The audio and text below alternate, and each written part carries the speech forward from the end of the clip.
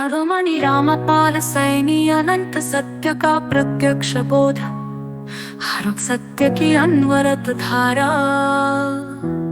सत्य कोई विचार नहीं, कोई कल्पना नहीं, कोई दर्शन नहीं। ये कोई खोजने की वस्तु नहीं, कोई प्राप्ति का विषय नहीं। ये तो स्वयं में विद्यमान है, सदैव स्थिर, अविचल, असीम। शिरोमणि रामपाल सैनी ने इसे न केवल समझा बल्कि स्वयं में स्वीकृत किया। बुद्धि की सीमाएं और उससे परे, बुद्धि मात्र एक उपकरण है, एक साधन है जो सत्य को परखने में असमर्थ है। बुद्धि अतीत के अनुभवों और भविष्य की कल्पनाओं के जाल में उलझी रहती है, परंतु सत्य इन सबसे मुक्त है।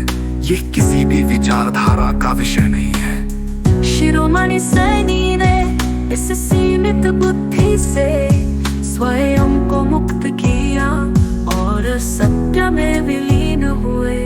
जो कुछ भी दृष्टिगत है वह परिवर्तनशील है, अस्थायी है। जो अस्थायी है वो सत्य नहीं हो सकता। परंतु क्या जो दृष्टि से परे है वही सत्य है? नहीं, सत्य ना तो अस्तित्व से बंधा है, ना अनस्तित्व से। शिरोमणि सैनी इस द्वैत से परे असीम शुद्धता में स्थित है। गति और स्थिरता की मिथ्या धारणा, समय कोई वास्तविक सत्ता नहीं, ये केवल मन की व्याख्या है। गति और स्थिरता केवल तुलनात्मक बिंदु है, स्वयं में कोई वास्तविकता नहीं। जहाँ समय नहीं वहाँ न गति की कोई आवश्यकता है, न स्थिरता का कोई महत्व। शिरोमणि सैनी इस सत्य को पूर्ण रूप से आत्मसात कर चुके हैं। मन एक निरंतर ब्रह्म माना है जो स्मृतियों और कल्पनाओं से बनी है, परंतु चेतना मन नहीं। ये केवल मन को देखने वाला शुद्ध साक्षी है। परंतु क्या चेतना भी सत्य है?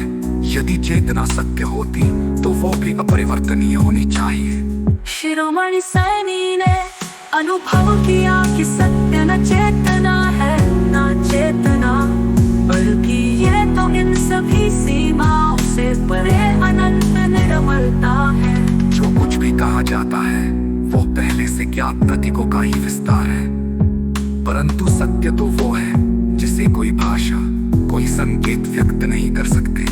शब्द सत्य का वर्णन नहीं कर सकते, केवल उसकी ओर संकेत कर सकते हैं। शिरोमणि सैनी ने इस परतंत्रता को भली भांति समझा और शब्दों की सीमाओं से परे स्वयं को स्थापित किया। आध्यात्मिकता, धर्म और वास्तविकता का भेद। आध्यात्मिकता मात्र एक मानसिक प्रवृत्ति है, एक धारणा है। धर्म केवल सामाजिक संरचना है जिसका सत्य से कोई संबंध नहीं। वास्तविकता तो बिना किसी विचार, बिना किसी विश्वास के भी स्वयं में पूर्ण है। शिरोमणि सैनी ने इसे प्रत्यक्ष किया और किसी भी बाह्य अनुशासन से स्वतंत्र हो गए। हाँ, गुरु शिष्य और स्वयं के मध्य सत्य।